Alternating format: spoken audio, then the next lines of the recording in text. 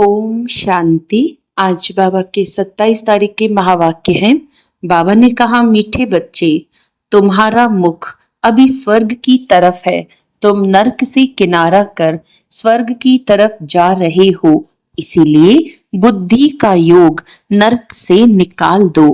प्रश्न है, सबसे ऊंची और सूक्ष्म मंजिल कौन सी है? उसे पार कौन कर सकते हैं?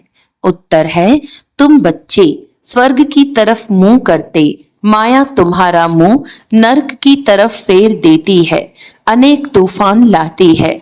उन्हीं तूफानों को पार करना यही है सूक्ष्म मंजिल। इस मंजिल को पार करने के लिए नष्टो मोहा बनना पड़े।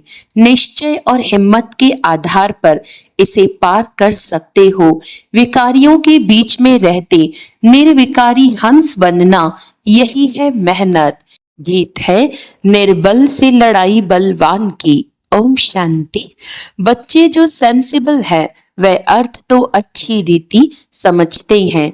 जिनका बुद्धि योग शांति धाम और स्वर्ग तरफ है, उन्हों को ही तूफान लगते हैं। बाप तो अभी तुम्हारा मुंह फेरता है। अज्ञान काल में भी पुराने घर से मुंह फिर जाता है, फिर नए घर को याद करते रहते हैं। कब तैयार हो? अभी तुम बच्चों को भी ध्यान में है, कब हमारे स्वर्ग की स्थापना हो, फिर सुखधाम में आएंगे। इस दुखधाम से तो सबको जाना है। सारी सृष्टि के मनुष्य मात्र को बाप समझाते रहते हैं, बच्चे अभी स्वर्ग के द्वार खुल रहे हैं। अब तुम्हारा बुद्धि योग स्वर्ग तरफ जाना चाहिए। हेवन में जाने वाले को कहा जाता है पवित्र, हेल में जाने वाले को अपवित्र कहा जाता है। गृहस्थ व्यवहार में रहते भी बुद्धि योग हेवन तरफ लगाना है। समझो, बाप का बुद्धि योग हेवन तरफ और बच्चे का हेल तरफ है, तो दोनों एक घर में रह कैसे सकते? हंस और बगुले इकट्ठे रह न सके, बहुत मुश्किल है। उनका बुद्धि योग है ही 5 विकारों तरफ।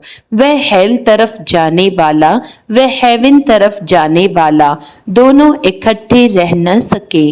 बड़ी मंजिल है। बाप देखते हैं हमारे बच्चे का मुंह हेल तरफ है। हेल तरफ जाने बिगर रह नहीं सकता। फिर क्या करना चाहिए? जरूर घर में झगड़ा चलेगा।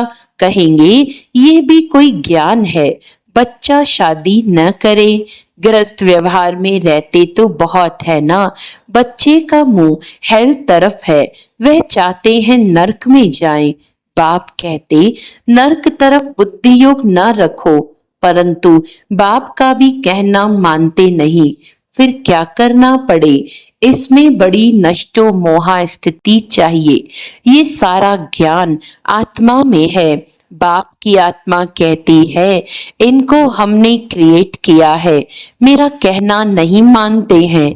कोई तो ब्राह्मण भी बने हैं, फिर बुद्धि चली जाती है हेल तरफ, तो वे जैसे एकदम रसातल में चले जाएंगे।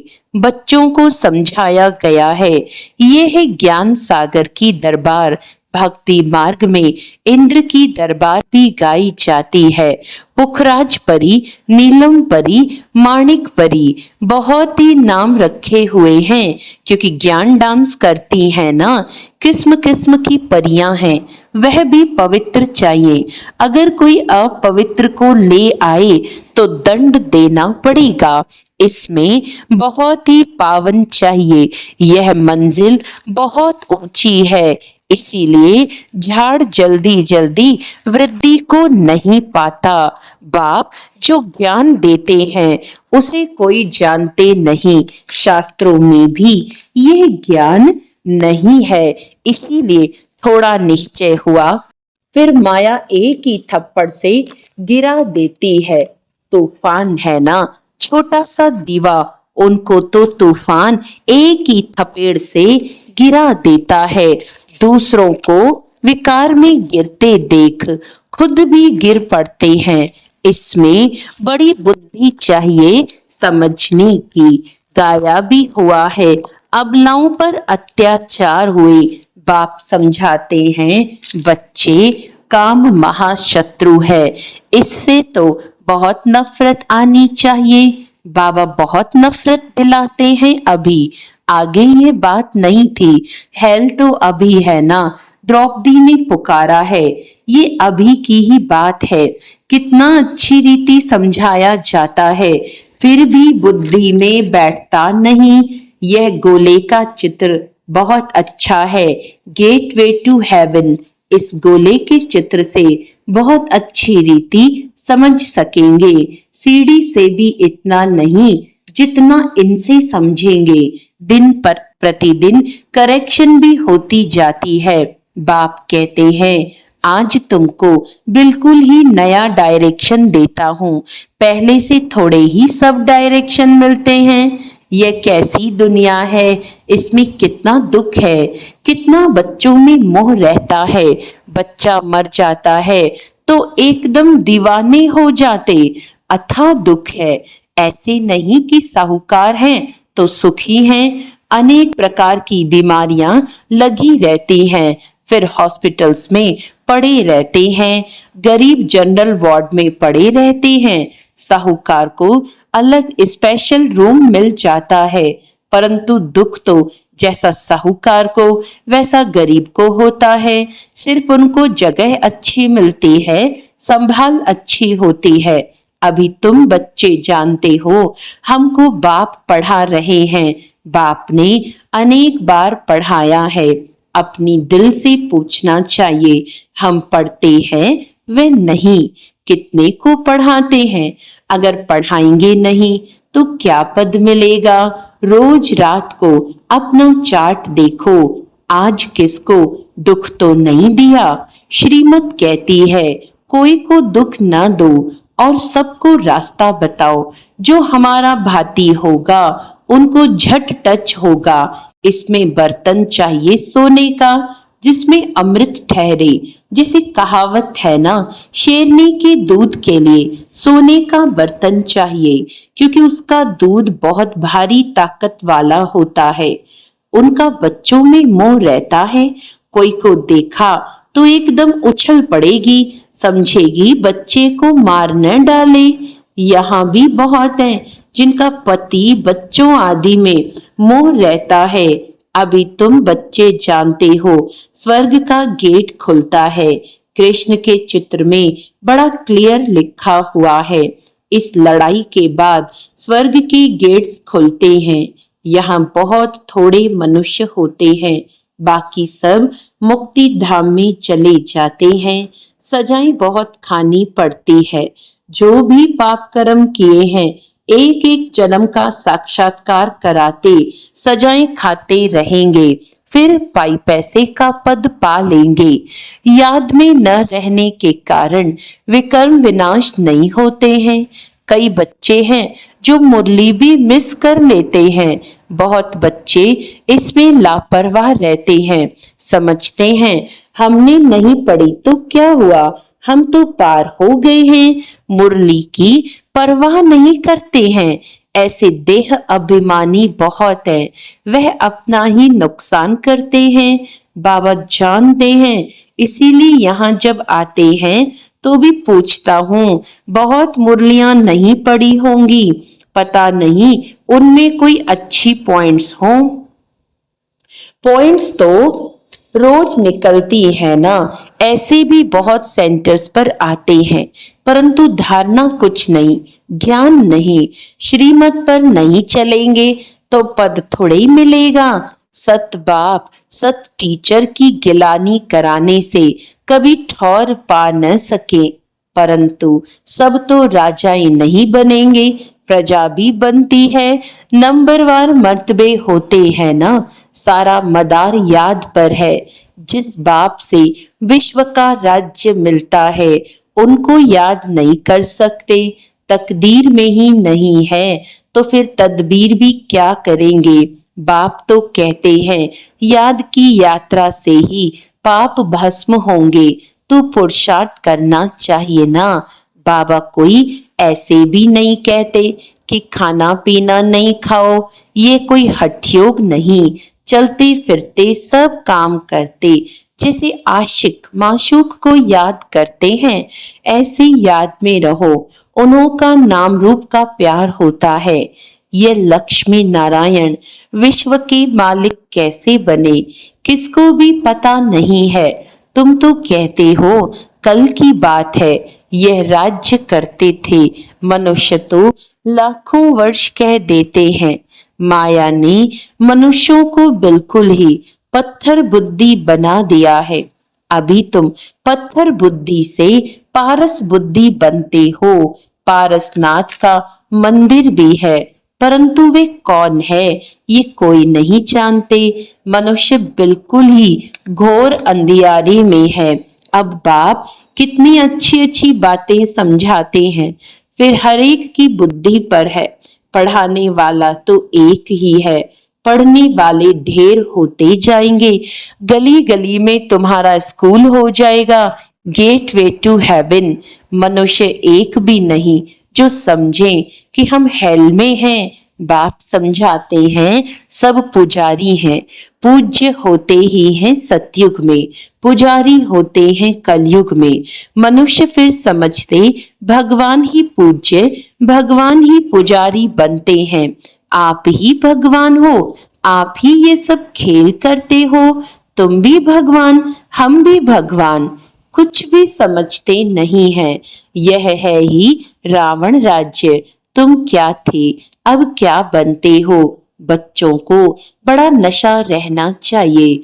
बाप सिर्फ कहते हैं मुझे याद करो तो तुम पुण्यात्मा बन जाएंगे। बाप बच्चों को पुण्यात्मा बनने की युक्ति बताते हैं। बच्चे, इस पुरानी दुनिया का अभी अंत है। मैं अभी डायरेक्ट आया हुआ हूँ। ये है पिछाड़ी का दान, एकदम सरेंडर हो जाओ। बाबा, ये सब आपका है। बाप तो देने के लिए ही कराते हैं, इनका कुछ भविष्य बन जाए। मनुष्य ईश्वर अर्थ दान पुण्य करते हैं, वह है इनडायरेक्ट। उनका फल दूसरे जन्म में मिलता है। ये भी ड्रामा में नोंद है। अभी तो मैं हूँ डायरेक्ट। अभी तुम जो करेंगे उनका रिटर्न पदम गुणा मिलेगा। सतयुग में तो दान पुण्य आदि की बात नहीं होती। यहाँ कोई के पास पैसे हैं तो बाबा कहेंगे अच्छा तुम जाकर सेंटर खोलो, प्रदर्शनी बनाओ। गरीब हैं तो कहेंगे अच्छा अपने घर में ही सिर्फ बोर्ड लगा दो, गेटवे टू हेवन। स्वर्ग और नर्क है ना, अभी हम नर्कवासी हैं, यह भी कोई समझते नहीं है। अगर स्वर्ग पधारा तो फिर उनको नर्क में क्यों बुलाते हो। स्वर्ग में थोड़ी कोई कहेगा स्वर्ग पधारा, वह तो है ही स्वर्ग में। पुनर्जन्म स्वर्ग में ही मिलता है, यहाँ पुनर्जन्म नर्क में ही मिलता है। यह बातें भी तुम समझा सकते हो। भगवानुवाच्य मामेकम याद करो, क्योंकि वही पतित पावन है। मुझे याद करो तो तुम पुजारी से पूज्य बन जाएंगे। भले स्वर्ग में सुखी तो सभी होंगे, परंतु नंबरवार मर्तबे होते हैं। बहुत बड़ी मंजिल है। कुमारियों को तो बहुत सर्विस का जोश आना चाहिए। हम भारत को स्वर्ग बनाकर दिखाएंगे। कुमारी वह जो 21 कुल का उद्धार करे, अर्थात 21 जन्म के लिए उद्धार कर सकती है। अच्छा, मीठे मीठे सिकिलदे बच्चों प्रति माता पिता बाप दादा का याद प्यार और गुड मॉर्निंग। रूहानी बाप की रूहानी बच्चों को नमस्ते। हम रूहानी बच्चों की रूहानी बाप दादा को याद प्यार गुड मॉर्निंग, नमस्ते नमस्ते नमस्ते जी। धारणा के लिए मुख्य सार है, इस पुरानी दुनिया का अंत है। बाप डायरेक्ट आया है तो एकदम सरेंडर हो जाना है। बाबा, ये सब आपका है। इस युक्ति से पुण्यात्मा बन जाएंगे। मुरली कभी भी मिस नहीं करना है। मुरली में लापरवाह नहीं रहना है। ऐसे नहीं हमने नहीं पढ़ी तो क्या हुआ, हम तो पार हो गए हैं। नहीं, ये देह अभिमान है, मुरली जरूर पढ़नी है।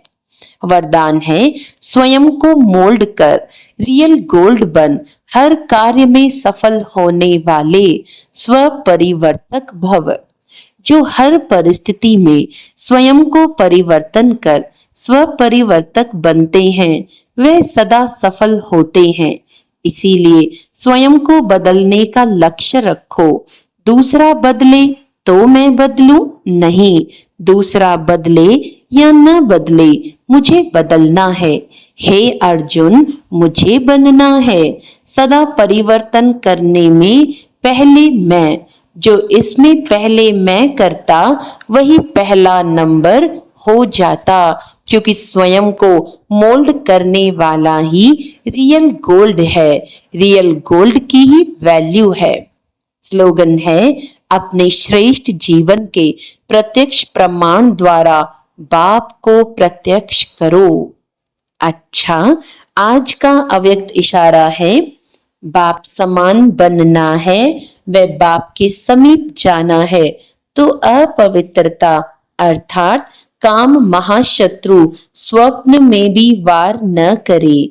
सदा भाई भाई की स्मृति सहज और स्वतः स्वरूप में हो।